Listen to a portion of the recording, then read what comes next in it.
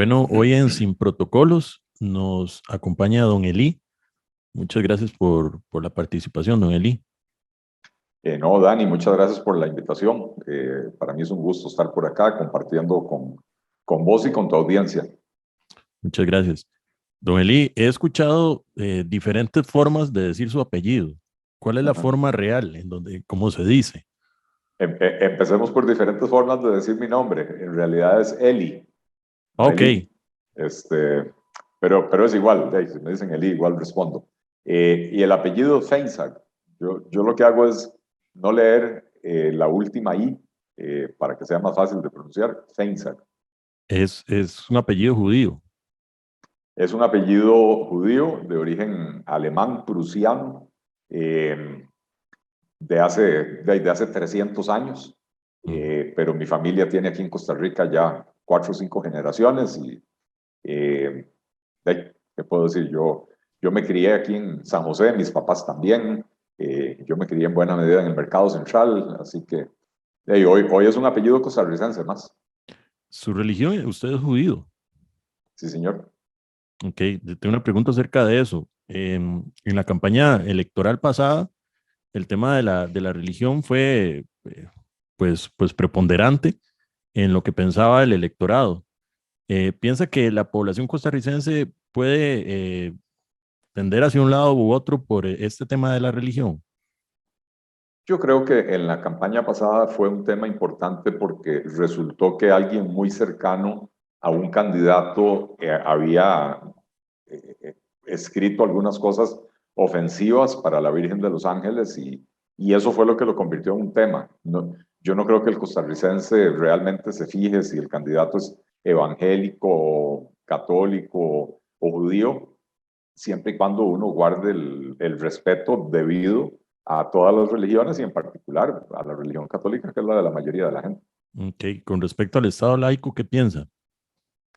Que siempre y cuando se entienda como Estado laico, un Estado que respeta todas las religiones, no un Estado antirreligión, un Estado antidios, perfecto. Yo creo que todas las religiones deberían de tener el mismo trato ante la ley.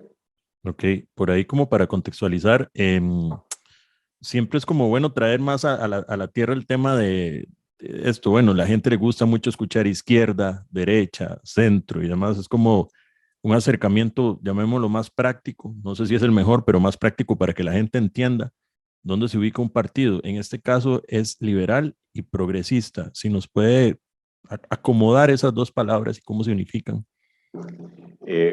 Bueno, la unificación es un proceso absolutamente natural. El progresismo, que no tiene nada que ver con lo progre que ahora venden desde la izquierda, el progresismo es una filosofía política que lo que busca es mejorar las condiciones de vida de las personas por medio de la igualdad ante la ley, ¿verdad? Y el liberalismo es una filosofía que busca mejorar la calidad, la condición de vida de las personas por medio de la libertad económica, la libertad política, la libertad individual. Y al final de cuentas, para que haya una plena libertad, tiene que haber una verdadera igualdad ante la ley para todos los ciudadanos, sin importar color, religión, raza, sexo, preferencia sexual, etcétera, ¿verdad? Entonces, nosotros somos un partido liberal que busca llegar al progreso por medio de la libertad y nos consideramos un partido de centro, tal vez centro derecha, que lo que pretende es generar las condiciones en el país para que tengamos un sector privado, un sector productivo dinámico, pujante, capaz de generar cientos de miles de empleos de calidad, bien remunerados, formales, para resolver el problema de las casi 400.000 personas que están desempleadas, el problema del 1.300.000 personas que están viviendo bajo la línea de la pobreza, de manera que nos consideramos un partido más que todo de centro derecha. Ok, el progresismo que también está a favor de la ideología de género. No, no tenemos nada que ver con eso. Ok. Sí, defendemos y hemos defendido, por ejemplo, el derecho de las personas, digamos, el matrimonio del mismo sexo y algunas cosas por el estilo. Defendemos la agenda de los derechos humanos, entendidos como derechos y libertades de las personas. pero no llegando al punto de convertir esto en nuestra única propuesta, ni la más primordial, ni tampoco creyendo que es una función del Estado meterle esa ideología por la garganta a las personas en el sistema educativo y todo lo demás. Ok, hablemos de su propuesta, la que es más sonada, pienso que es una de las puntas de lanza, tal vez publicitarias, o al menos la que la gente más replica, es el tema de los 90, quitar los 90 impuestos. Mm. ¿Qué tan pragmática es esta propuesta? Es decir, ¿qué tan realizable? Es absolutamente realizable. Si empezamos por entender, Dani, que en Costa Rica hay 110 impuestos, según una lista que publica el Ministerio de Hacienda, que de esos 110 impuestos hay 6 que son responsables de recoger el 94%, o sea, 94 de cada 100 colones que recauda el gobierno provienen de 6 impuestos. Y hay entonces otros 104 impuestos que apenas recogen los 6 colones restantes, 6 de cada 100 colones. Entonces, dentro de esa lista de 104 impuestos hay muchos que recaudan menos de lo que cuesta el esfuerzo de recaudarlo. Y hay muchos que lo que hacen es encarecer la vida innecesariamente, encarecer y obstaculizar procesos productivos, y que si se eliminan, no se le abre ningún boquete a las finanzas públicas porque, como decía, se gasta más administrando el impuesto que lo que se recauda. Pero además podríamos bajar el costo de la vida y podríamos también, ¿cómo se llama?, facilitar procesos productivos, dinamizar la economía. Impuestos como el impuesto al consumo de cemento. Es un impuesto que encarece innecesariamente la construcción de vivienda en Costa Rica, pero no solo de vivienda, la construcción de locales comerciales, de naves industriales, es decir, encarece la vivienda y encarece la actividad productiva. Ok, usted habla siempre que son 110 impuestos y solo 6 de ellos recaudan un 94%. ¿Cuáles son esos 6? A ver si los recuerdo de memoria. Bueno, el impuesto de la renta, que es el que más recauda, el IVA, que es el segundo que más recauda, y después entre los otros están el impuesto a los combustibles, hay impuestos, los impuestos de aduanas o aranceles. Creo que todo lo que tiene que ver con los vehículos, que son como 3 impuestos, ¿verdad? El de los combustibles, el de la propiedad de los vehículos y el de la importación de los vehículos. Si no me equivoco, esos son Ok.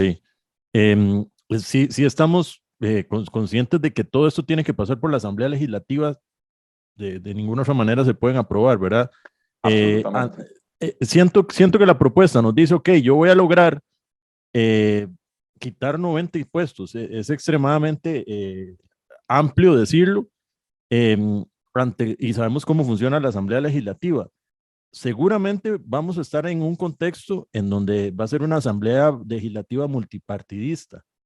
Eh, o sea, va a estar más difícil aún. No es por ser negativo, sino tal vez tendiendo a la realidad.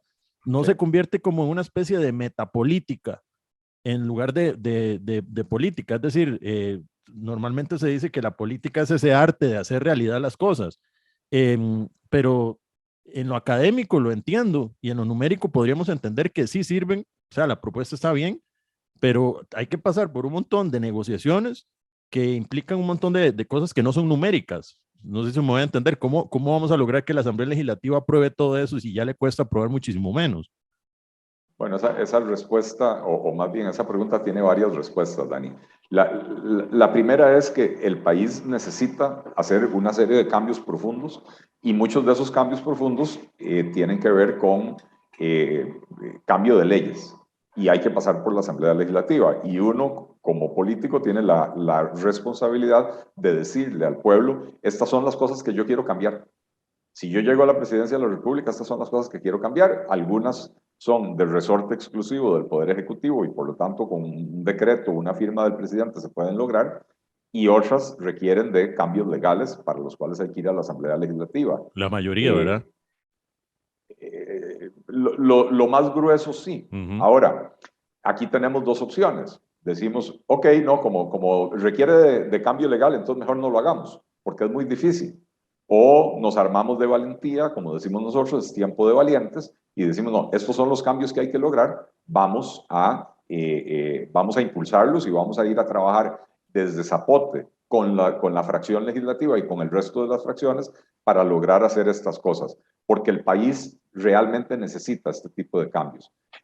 Entonces, nosotros decimos que queremos eliminar 90 impuestos porque los hemos identificado, y si llegamos a la Asamblea Legislativa y los diputados me dicen, no, mire, estos 5 impuestos mejor no los eliminemos porque por cualquier motivo, listo, eliminamos 85 y quedamos con 85 impuestos menos de los que teníamos antes. Ese es el arte de lo posible. Es proponer metas ambiciosas y después ir a ver, bueno, cuánto de eso se puede lograr. Pero si no nos ponemos metas ambiciosas, es como que usted vaya a una entrevista de trabajo y le pregunten cuáles son sus aspiraciones salariales, y que usted diga, no, mis aspiraciones son 600,000 colones. Y probablemente inmediatamente le van a decir, tome, yo le doy los 600,000 colones. Probablemente si usted hubiera dicho 2 millones, le hubieran dicho que está loco, 2 millones, ¿cómo se le ocurre? Pero bueno, le puedo dar 1,200,000. Entonces póngase metas ambiciosas y vaya, luche por ellas y va a obtener mejores resultados que si se pone metas mediocres. Ahora, también he hecho la de poner una meta ambiciosa y que me digan, no, gracias, y voy para atrás, ¿verdad? Bueno, es un riesgo que hay que correr, pero si tenemos claramente identificados cuáles son los problemas del país y estamos claros de que en este país no se genera suficiente empleo porque hay una carga impositiva excesivamente pesada sobre quienes producen en este país, y no alivianamos esa carga impositiva para abaratar los procesos productivos, entonces no vamos a lograr absolutamente nada. A mí, yo te soy franco, Dani, a mí no me interesa la presidencia de la República para ir a pasearme como un monigote en un carro saludando a la gente así, ¿verdad? Y no cambiar nada. A mí me interesa llegar a la presidencia de la República para cambiar las cosas para bien de este país. Y entonces, precisamente yo me remito mucho al número del 90 porque me parece que publicitariamente es lo que más absorbe la gente. Es decir, la gente ve una valla y ve el 90, la gente quiere que le cumplan el 90. Ese es el riesgo de manejar el número, ¿verdad? Porque también, y ahí le doy la razón en el sentido de que muchos dicen, en el eslogan ponen, voy a cambiar Costa Rica, y veamos hacia el futuro y veamos el horizonte, todo muy romántico, y no dan un número. Ustedes arriesgan con el número, pero de nuevo, si voy a poner pues usted la analogía del trabajo, yo no sé, me invento una analogía. Yo para fin de año digo que voy a traer 90 botellas de licor para la fiesta, todo el mundo está esperando que yo llegue con las 90, pero si tras de eso no depende que yo con mi plata ponga las 90, que serían esos 90 impuestos, ¿verdad? Sino que cada uno de los que están ahí va a tener que aportar una, yo creo que me van a decir que no, ¿verdad? Entonces, depende de muchísimas cosas externas. Pero depende de muchas cosas externas. La analogía no es correcta. ¿Por qué? Yo no le estoy pidiendo al votante que cada uno venga a eliminar un impuesto. No, pero sí a los que representan a los votantes, que son los diputados. Y se vuelve un circo, y se vuelve un circo, peor. Yo lo que le estoy diciendo al votante es, esto es por lo que yo voy a luchar. Sepa que eso es por lo que yo voy a luchar. Yo no pero quiero no está que en toda la facultad de sus posibilidades llegar y poner. Pero yo no quiero que ningún votante después llegue y me diga, don Eli, usted nos engañó porque usted no dijo que iba a hacer lo que está haciendo. Entonces, nosotros estamos diciendo con total transparencia qué es lo que vamos a buscar lograr.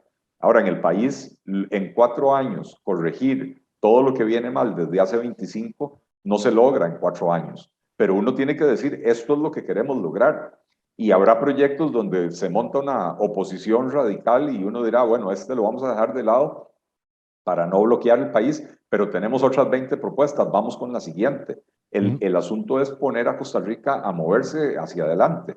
Me parece que el ejercicio de debatirlo es precisamente que la gente encuentre ese bagaje que hay entre querer y llegar, ¿verdad? Debatirlo para entender, ok, hay un montón de procesos en medio que para llegar a que lo que dicen la valla sea posible, pues tiene que suceder y ahí No, obviamente le doy todo el mérito de querer en esa idea de pero querer no es solo lograrlo. querer, Dani, no es solo Ujú. querer. Sí, A porque no solo ver, querer.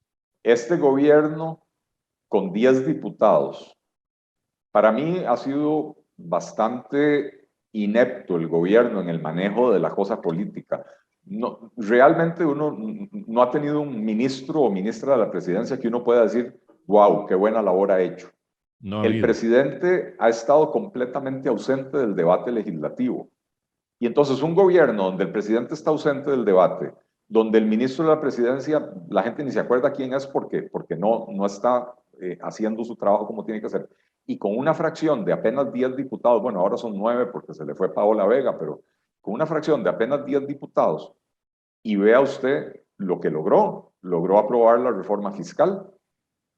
Y si es posible poner de acuerdo a 5 o 6 partidos políticos para clavar a los costarricenses con más impuestos, yo creo que es posible poner de acuerdo a 5 o 6 partidos políticos para beneficiar a los costarricenses con una eliminación de impuestos que yo puedo demostrarles con estudios independientes y con cifras claras que esa eliminación de impuestos no desmejora las finanzas del gobierno, por el contrario, que podrían incluso mejorarla. Ahora, los 90 impuestos son parte de una propuesta más integral que es de simplificación tributaria, donde estamos hablando de reducir el impuesto de la renta y de reducir el IVA. Tenemos estudios independientes, no hechos por nosotros, para que no nos acusen de manipular datos y todo lo demás. Un estudio del Instituto de Investigaciones en Ciencias Económicas que dice que se puede bajar el IVA al 11% y cambiar la canasta básica tributaria para que solo incluya aquellos bienes y servicios que consumen las personas, el 30% de los costarricenses de menores ingresos, y entonces se puede mejorar la recaudación en 58 mil millones de colones.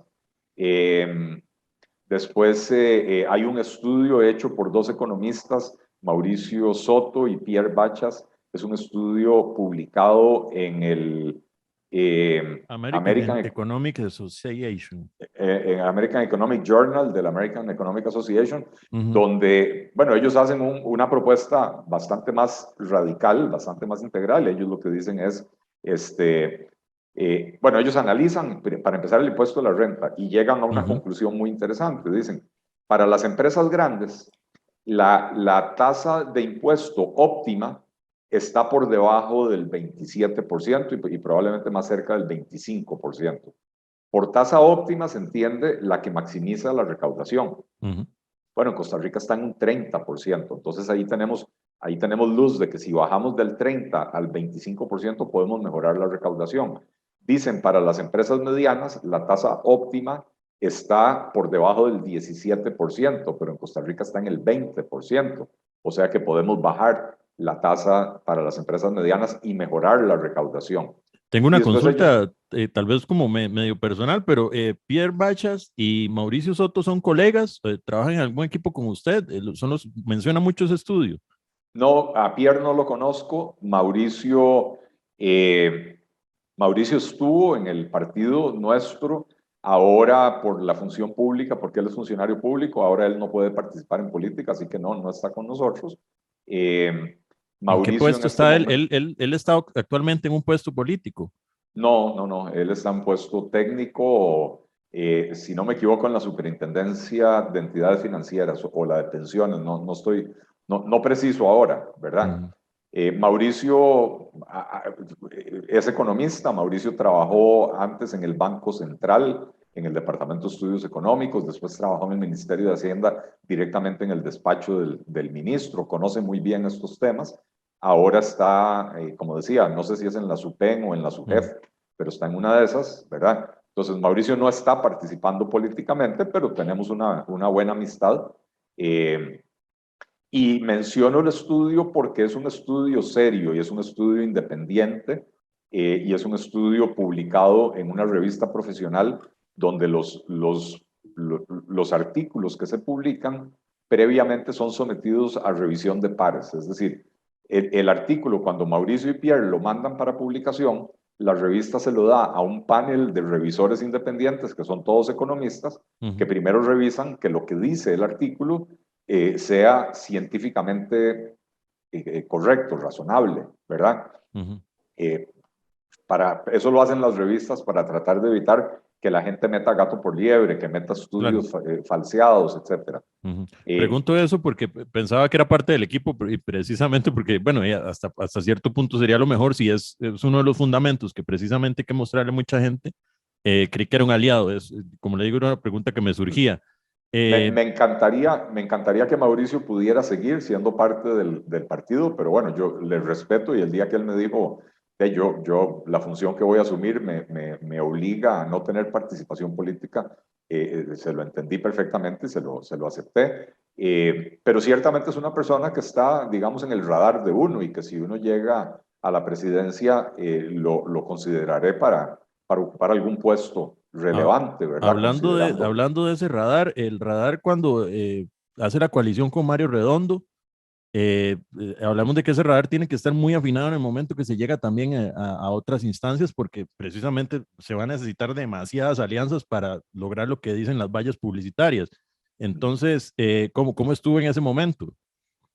Bueno, nosotros intentamos hacer una coalición amplia donde invitamos o conversamos con diferentes tendencias del PUSC, conversamos con Rodolfo Pisa, conversamos con Rodrigo Chávez, con Natalia Díaz, con Mario Redondo, y no encontramos en la mayoría de esas fuerzas o en la mayoría de esos políticos la disposición de hacer una coalición donde dejáramos de lado las aspiraciones personales y dijéramos, ok, vamos a trabajar en elaborar una propuesta conjunta y una vez que tengamos esa propuesta, definimos quién sería el mejor candidato para llevar esto adelante. Bueno, al final los únicos dos que estuvimos dispuestos a trabajar bajo esa premisa fuimos Mario Redondo y yo. Después sucedieron los eventos que ya son de todo el mundo conocidos y nosotros tomamos la decisión de que ante los cuestionamientos lo mejor era seguir cada uno por su camino, porque nosotros en el Partido Liberal Progresista creemos que al electorado costarricense hay que hablarle de frente y no darle pie a dudas, ¿verdad? No decirle, o sea, no presentar una propuesta que podría terminar muy dañada por ese tipo de acusaciones, ¿verdad? Eso nos fortaleció mucho a nosotros porque en ese proceso de búsqueda de las alianzas se nos acercó un montón de gente que vio con muy buenos ojos la idea de poder hacer una alianza, una coalición grande, gente independiente, gente que tal vez en el pasado estuvo en algún otro partido político, pero que ahora ya no, y personas que dijeron, me gusta esto, vamos a entrar en la coalición como independientes, ¿verdad?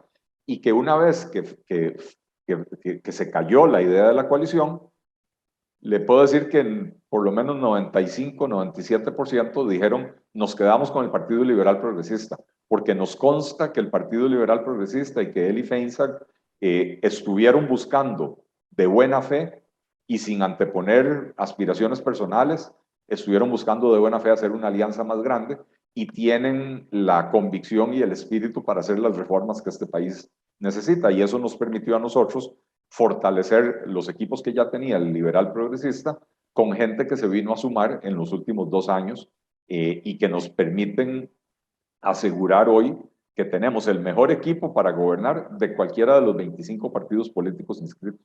En ese acercamiento se acercaron muchas personas a donar, ¿verdad? También. Ojalá.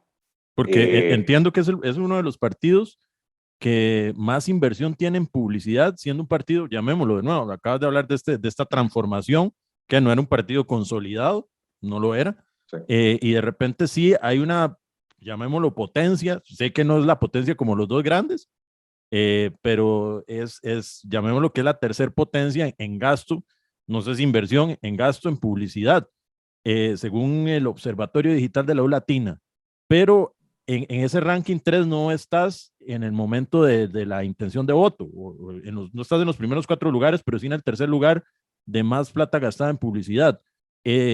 Todo eso pasa también por un aporte, ¿verdad? Hay un aporte diferente. ¿Cómo llega ese partido ahí, con esa potencia? Bueno, yo creo que ha habido una mala interpretación de los datos, en primer lugar, porque los partidos tienen diferentes estrategias. Liberación y la Unidad prácticamente no gastaron un centavo en octubre y noviembre.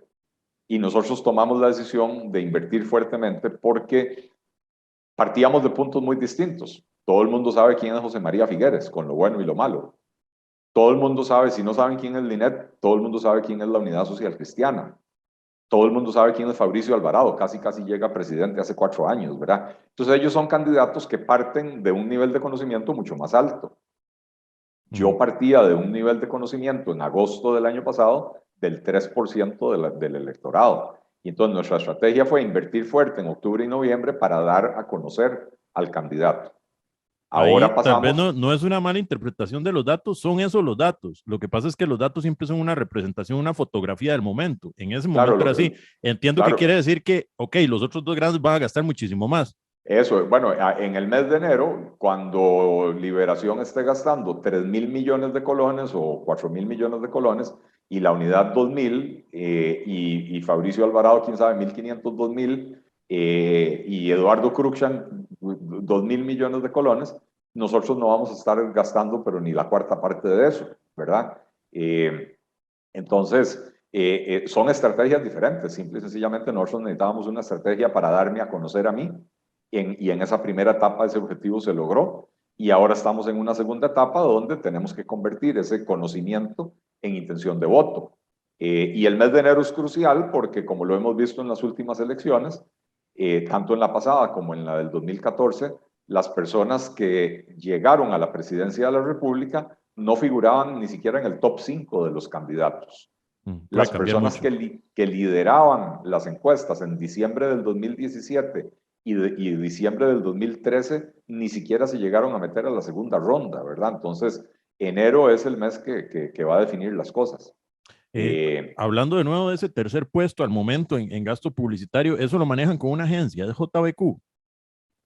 sí, JBQ es la agencia que nos ha manejado Ok, la publicidad. yo veo algunas de las publicidades, precisamente, creo que no sé si usted tiene inferencia en el tema de la marca personal.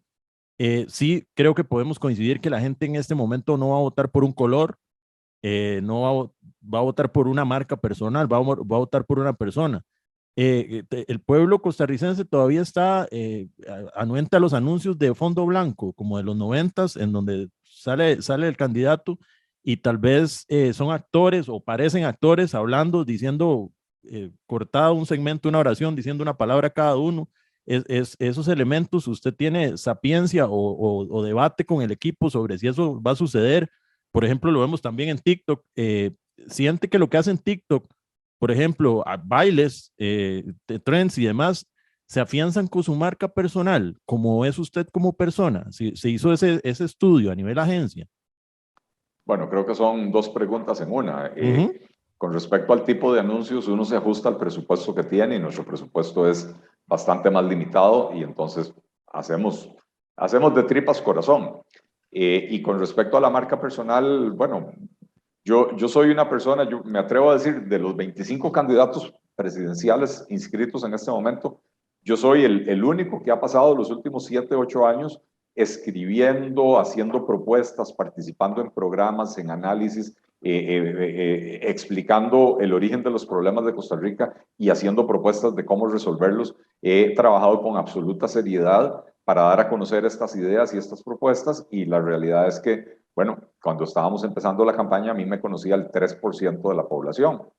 Entonces, yo como ser humano soy una persona completa. ¿Qué le quiero decir? De ahí, aquí usted en la entrevista me puede ver como una persona muy seria, pero yo tengo una vida, Ujú. yo tengo una esposa, yo tengo amigos con los que me echo las birras y hablamos tonteras y decimos caballadas como cualquier persona del mundo, ¿verdad? Yo cocino, yo me aplancho las camisas, yo hago otro montón de cosas, ¿verdad? Entonces, Eli Feinsack es una persona integral. Y si de cara al público lo único que se ha proyectado es ese Eli Feinsack serio, analítico, y eso no, a la gente no le termina de gustar porque la gente quiere ver un ser humano de carne y hueso con esposa y con hijos y con toda la, bueno, en mi caso, ¿verdad? Con esposa y 2 hijas, la gente quiere ver al ser humano también. Y entonces yo no tengo ningún problema con adaptar, dependiendo del público de las diferentes redes, el material, ¿verdad? No es lo mismo Twitter, donde hay que resumir las cosas en 280 caracteres, que Facebook, donde usted se puede tirar una sábana de 5,000 caracteres. No es lo mismo Instagram, donde la gente está básicamente para ver imágenes y no se leen mucho el caption o los textos, ¿verdad? Que Twitter o que Facebook. Entonces, para cada red social, el material se adapta a la red social. Ahí toca un tema que me parece bueno también abordarlo, en el caso suyo, sino el tema de la mujer como accesorio. Creo que se dio en la campaña pasada, ¿verdad? No sé qué piensa de ello. De la primera dama hablo, ¿verdad? Bueno, me parece que es una ofensa para las mujeres hablar de ellas como accesorio. Se utilizó así, ¿verdad? Esa fue la ofensa, que se utilizó así. ¿De parte de quién? De los candidatos presidenciales, es decir, no es un puesto proactivo dentro de la política, ¿verdad? No se puede calificar como un puesto, pero sí se utiliza siempre la foto y de que hay que conocer a la primera dama y demás. Hay como todo una parafernalia ahí alrededor de la primera dama y debería ser enfocado a las propuestas del candidato, ¿no? De nuevo, no lo digo por su caso, sino por atraerlo a análisis. Siempre está ahí como esa Bueno, obra de la primera dama y demás. yo no puedo responder por los demás candidatos, ni menos por los de hace 4 años, ¿verdad? Lo que sí puedo decir es que ninguna persona es ella sola y su circunstancia. Las personas somos entes sociales, somos individuos en primer lugar, pero somos entes sociales. Si tenemos familia, si tenemos amigos, si tenemos qué sé yo, es parte de lo que lo hace a uno. Yo como votante prefiero saber que mi candidato tiene una esposa a la que quiere y a la que trata bien, a uno que tiene a la mujer encerrada en la casa limpiándole el piso y cocinándole, no sé, ¿verdad?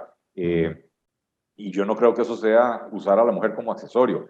En mi caso particular, para mí sería una ofensa que consideren a Rosy que es, no solo porque lo dice el dicho, pero es verdaderamente mi media naranja. Mi vida no sería lo que es sin mi relación con Rosy, con quien tengo 27 años de casado, ¿verdad? Y 27 años de feliz matrimonio, además, lo puedo decir con total sinceridad. Mi vida no sería la misma. Entonces, yo no tengo ningún problema en que Rosy me acompañe en los eventos en que ella me quiera acompañar y que no me acompañe en los eventos en los que no me pueda acompañar porque ella tiene vida propia también. Y cuando ella me dice, no, yo a tal cosa no voy porque tengo tal actividad, se lo respeto completamente, pero yo sí creo que habla mucho de la calidad humana del candidato o candidata, qué tipo de relación tiene con su familia, cómo se lleva con ellos, qué trato les dan. Yo no veo cuál es el problema con eso. Ok, perfecto. No quería saber esa posición porque a veces siento yo personalmente que a veces queda linda para la foto, ¿verdad? Pero de nuevo sí, que también le respeto muchísimo que exista ese conocer a la persona integralmente para saber pues también llevar un proyecto de 27 años no es cualquier cosa, ¿verdad? Entonces también da ciertas perspectivas por ahí. Por ahí leo que también planean invertir en programas de lectoescritura desde los 4 años. Quisiera ver si me puede enlazar eso para que ahonde un poco más sobre ese tema y junto con lo que está pasando en el MEP actualmente. Okay. Bueno, uno de los gravísimos problemas, uno de muchos que tenemos en la educación en Costa Rica es que los niños entran a primer grado, niños y niñas, por supuesto, ¿verdad?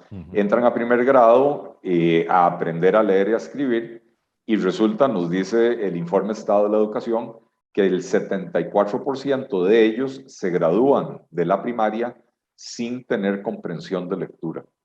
Quiere decir que se desperdician 6 años de la educación sin que los muchachos y muchachas puedan aprender a leer y escribir correctamente, porque eso es lo que quiere decir que no tienen comprensión de lectura.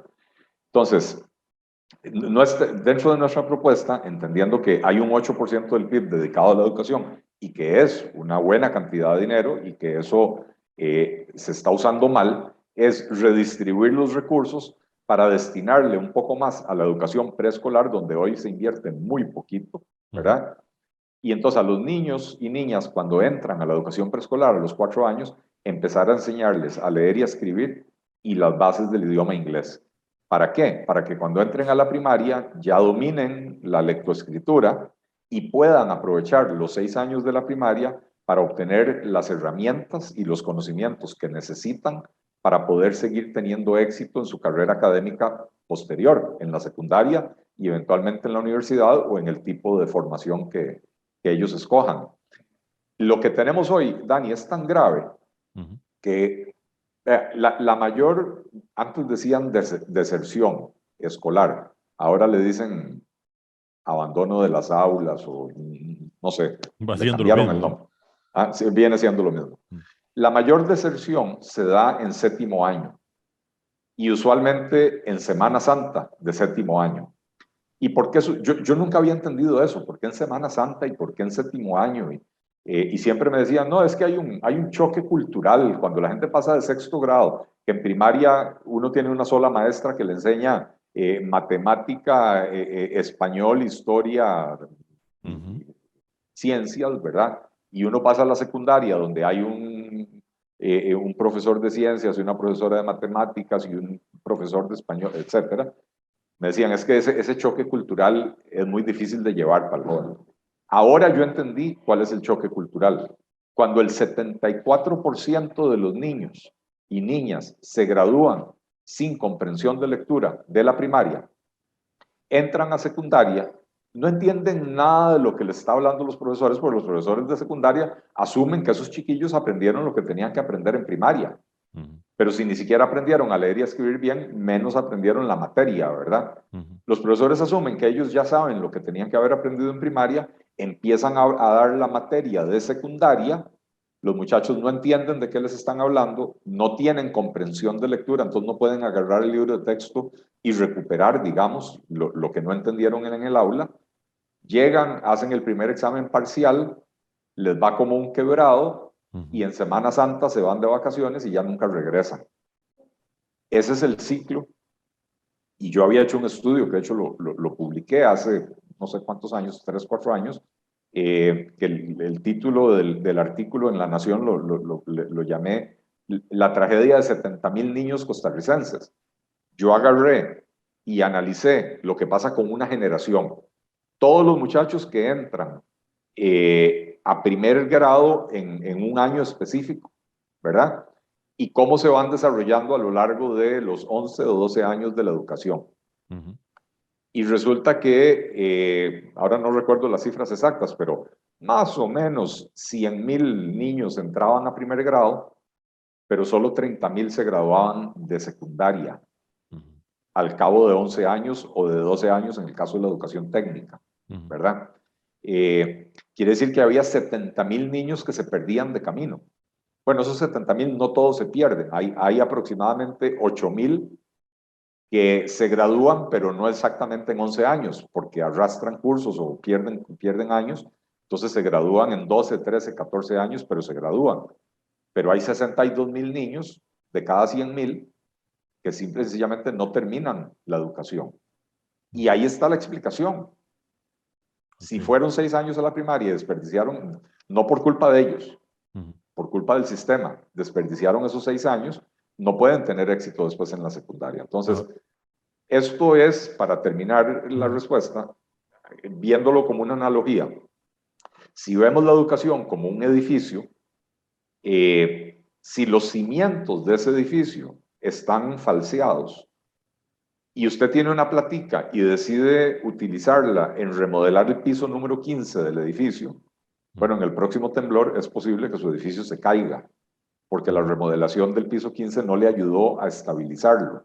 Bueno, para nosotros los cimientos de la educación es la educación preescolar, y ahí es donde se está invirtiendo muy poco y donde se está desaprovechando el tiempo. Si nosotros fortalecemos ese cimiento enseñando a leer y escribir desde los 4 años e introduciendo el idioma inglés desde los 4 años. Cuando dicen los expertos en pedagogía que los niños a esas edades son como esponjas que absorben absolutamente todo.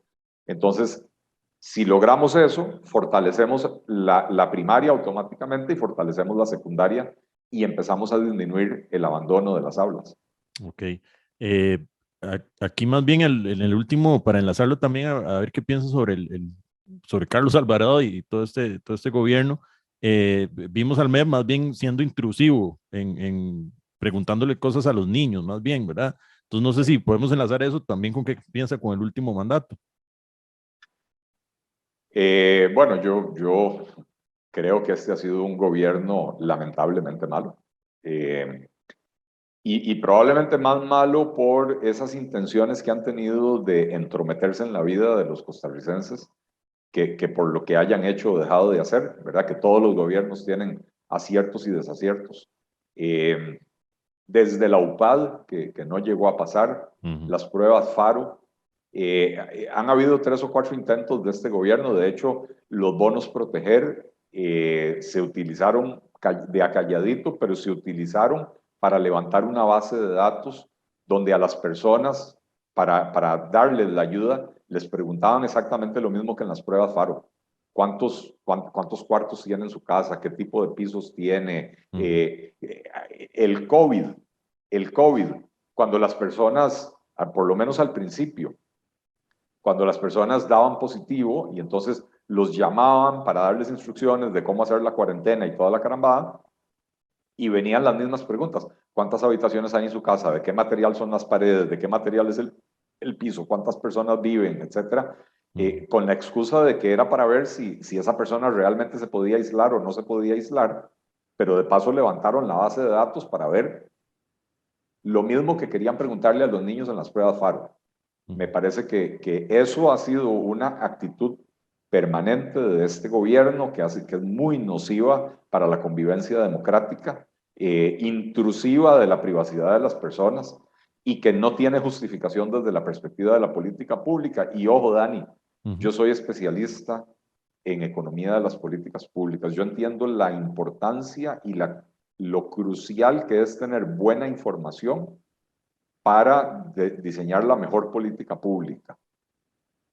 Pero usted no necesita saber cuántos cuartos hay en la casa para poder resolver el problema de la pobreza. Ok, ahí tengo una pregunta que de nuevo, no es la intención de que usted conteste por lo que hicieron otros, pero dado que usted tiene esa expertise, eh, sería bueno preguntar, bueno, ¿por qué lo hicieron? O sea, hay como, se puede vislumbrar, ¿por qué querían saber tantísimo? Y, ok, hay otras maneras de hacerlo, ¿cuáles podrían ser otras opciones? Eh, ¿Por qué lo hicieron? Es entrar a conjeturar. Sí, Yo ok. creo que sí hay una inclinación de algunas personas en el partido del gobierno de controlar a la ciudadanía y para controlarla la información es vital, ¿verdad? Y eso se ha visto en la insistencia y la persistencia, por ejemplo, de este gobierno en mantener la restricción vehicular nocturna. Eh, Nunca han logrado explicar cómo es que el coronavirus se esparce entre 12 de la mañana y 5, entre 12 de la noche y 5 de la mañana, o entre 8 de la noche y 5 de la mañana, y no a otras horas del día. Nunca han logrado explicar cómo es que la primera ola de la pandemia se dio con restricción vehicular, la segunda ola de la pandemia se dio con restricción vehicular, la tercera ola de la pandemia se dio con restricción vehicular y la cuarta ola se está dando con restricción vehicular. Nunca han logrado explicar cómo es que entonces la restricción vehicular sirve para parar la pandemia. Es un deseo que tiene el gobierno de controlar a la población, a la ciudadanía, y me parece que no es nada sano, me parece que no es nada, ¿cómo lo digo? No, es profundamente antidemocrático y violatorio de las libertades de las personas. Está en contra de la vacunación obligatoria. Yo estoy vacunado y ya tengo la tercera dosis y puedo mostrar mi carnet de vacunación, pero creo que la gente tiene que vacunarse voluntariamente y que la función del gobierno es brindarle a las personas información verídica, confiable, de por qué es necesaria la vacunación y no acudir a la obligatoriedad de la vacunación. ¿Y por qué lo digo? Bueno, por varias razones. En primer lugar, hoy tenemos un grupo grande de personas que sospechan de las intenciones del gobierno y tienen toda la razón de sospechar de las intenciones del gobierno por lo que acabamos de hablar. Este es un gobierno que ha mostrado un interés de controlar a las personas. Yo no creo que las vacunas sean un medio de control. Por eso yo fui y me vacuné voluntariamente e invito a la gente a que se vaya a vacunar. Pero, ¿cómo se llama? Pero las personas tienen razón de sospechar de este gobierno. Y si el gobierno, en vez de hacer una campaña de información para convencerlos, lo que hace es decir, lo voy a obligar, porque si usted no se vacuna, no va a poder entrar al restaurante a comer, no va a poder entrar a la tienda a comprarse unos pantalones, entonces lo voy a obligar, eso más bien alimenta las sospechas de las personas, de cuál es la verdadera intención del gobierno. Entonces, no, yo no creo en la obligatoriedad, sobre todo en la obligatoriedad para adultos que deberían de ser capaces de tomar la decisión por sí mismos. De hecho, y esto es algo que se ha discutido muy poco aquí en Costa Rica, Dani, la Ley General de Salud dice claramente que ninguna persona deberá recibir un tratamiento en contra de su voluntad. Y si usted, Dios libre, pero si usted por algún motivo llega a un hospital padeciendo una enfermedad, o usted no sabía que tenía esa enfermedad, pero llega al hospital porque se siente mal, etcétera, y en el hospital le dicen, usted tiene X enfermedad, y le recomendamos tal tratamiento. Usted puede negarse a recibir el tratamiento. En el hospital lo que van a hacer es ponerlo a firmar un documento donde usted hace constar que le ofrecieron el tratamiento y usted lo rechazó. La Ley General de Salud de Costa Rica establece que ninguna persona puede ser obligada a recibir un tratamiento contra su voluntad. Y entonces, ¿cómo justificamos la obligatoriedad de las vacunas? ¿Con cuál ley? ¿A dónde se apoya eso? Sí, sí, no entiendo totalmente el debate, sí. Pasa que si yo no tengo la facultad técnica para saber cómo curarme, pues dispongo de lo que la persona diga, ok, llegué al hospital, se tiene que poner eso. Si yo no me lo quiero poner, pues allá yo me moriré, pero si eso atenta contra la salud pública, pues entonces sí entiendo que pues ahí hay otro problemita. Yo me incluyo, es decir, también, yo pasé por todos los procesos en la pandemia que creo que pasamos todos. No entender ni qué estaba pasando, después teorías conspiranoicas, que son totalmente, ¿verdad? No sé si a usted le pasó que en algún momento dijo, bueno, yo creo que esto no va por ningún lado. Eh, y después volver a sentar cabeza. Hablamos de que las restricciones estuvieron mal en todas las olas de la pandemia, con el diario de hoy. ¿Qué hubiera sido bueno hacer? Como un ejercicio de nuevo de ver qué se pudo haber hecho entonces si no íbamos a cortar, porque recuerdo que en un momento estuvimos casi como toque de queda. Entonces, ¿qué se hubiera hecho? Bueno, uno tiene que saber diferenciar los momentos. Al principio de la pandemia estábamos enfrentando una carambada completamente desconocida. Nadie entendía, nadie en el mundo entendía cuál era la verdadera gravedad de la enfermedad. Esto, no sé si has oído hablar del ébola o ébola. Bueno, si esto hubiera tenido la letalidad del ébola, No hubiera sido estaríamos. una mega tragedia, ¿verdad? Y entonces es lógico que al puro principio de la pandemia los países, no solo Costa Rica, hayan tomado decisiones muy restrictivas. Encerrémonos en la casa, cerremos fronteras y todo lo demás. Claro. Pero conforme se va avanzando y se va comprendiendo la naturaleza del bicho y cómo se comporta y que la enfermedad al final de cuentas sí puede provocar secuelas graves para una minoría de las personas y la muerte para una minoría aún más pequeña, pero que la tasa de mortalidad es parecida, por ejemplo, a la de la influenza, entonces uno tiene que empezar a adaptar las políticas y decir, ok, tenemos una enfermedad que tiene una tasa de mortalidad realmente baja, enfrentémosla de otra manera, no con un cierre total de la economía, no con un encierro total de la ciudadanía. ¿Cuándo hemos visto en el mundo un país cerrado por influenza? Un aeropuerto cerrado por influenza.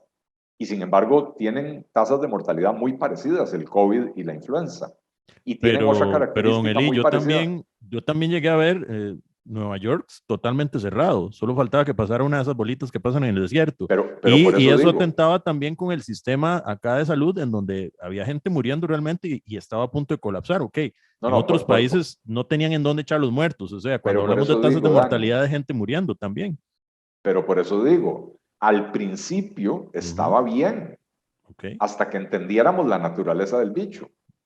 Y puede ser que en un pico de ola donde los hospitales, no cuando están saturados, pero cuando ya está creciendo el número de pacientes internados y de pacientes en camas de cuidados intensivos, que sea necesario meter ciertas restricciones para disminuir el contagio o la velocidad del contagio. Sí, sí, sí, en diferentes momentos. Lo que pasa es que, Dani, en Costa Rica tenemos 2 años con las aulas cerradas, básicamente. Ujú. Ningún otro país del mundo hizo eso. En Ujú. Costa Rica tenemos, bueno, la economía funcionando a medias durante más de un año sin que se haya permitido desarrollar mayor actividad económica con una restricción vehicular nocturna que no tiene ninguna relación con el control de la pandemia. No hay información, no hay evidencia que demuestre que ayudó para nada en el control de la pandemia. Entonces, son diferentes momentos. Al principio, cuando no había vacuna, no se sabía cómo tratar el COVID, porque esa era parte del problema. No se Ujú. sabía a qué medicinas podía responder y entonces los pacientes ingresaban al hospital y se empezaban a complicar porque los doctores no sabían qué hacer con ellos. Ujú. De pronto descubrieron por casualidad en Estados Unidos, no me acuerdo si fue en Estados Unidos, pero descubrieron que si a los pacientes cuando estaban con aquel ahogo provocado por el COVID, si los acostaban boca abajo o de medio lado, mejoraba la condición sin darles medicina.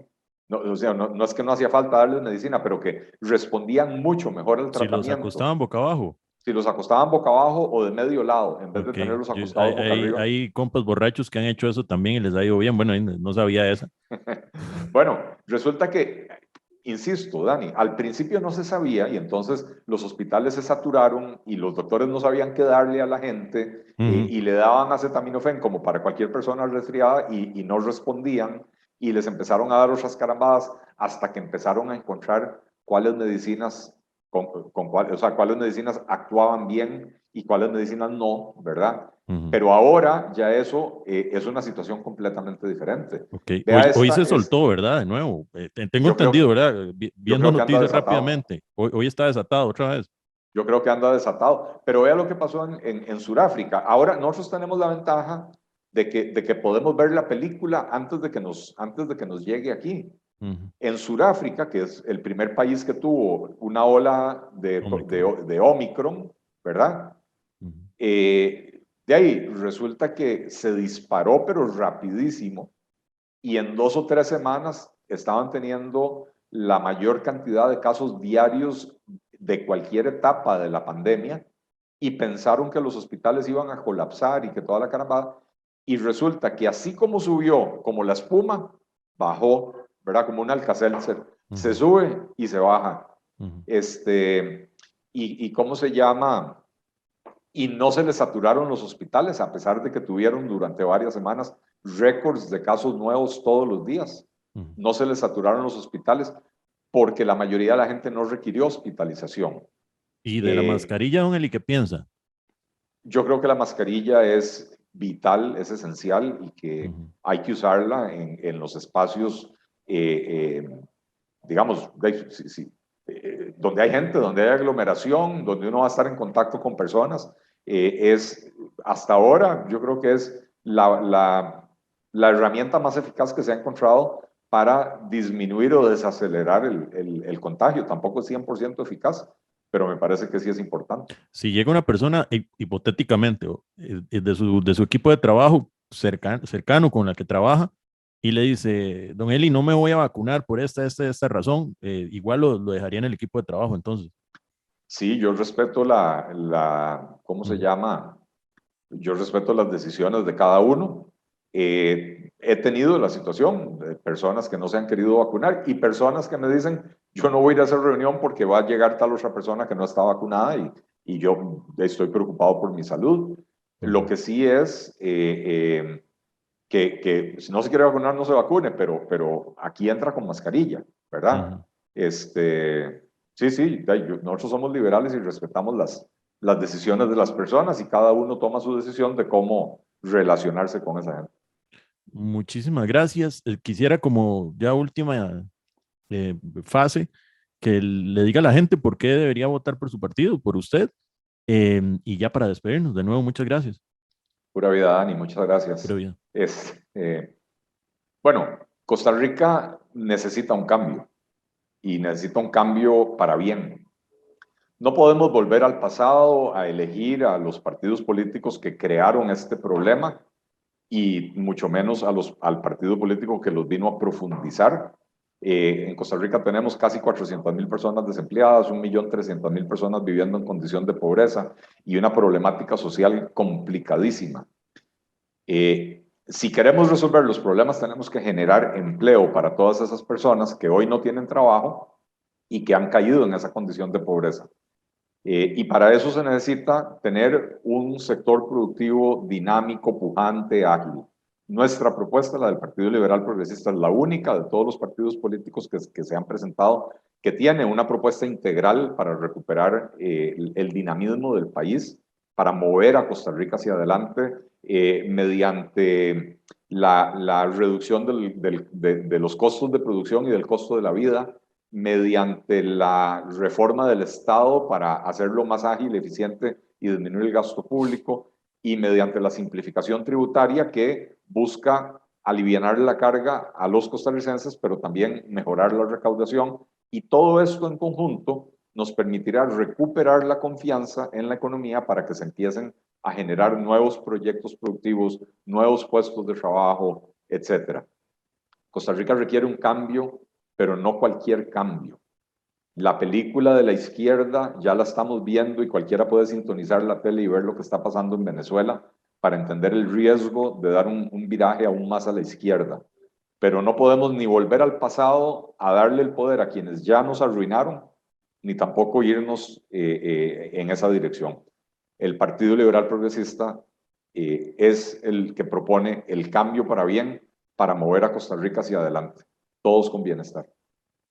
Perfecto. Muchas gracias, don Eli. Muchas gracias a vos, Dani.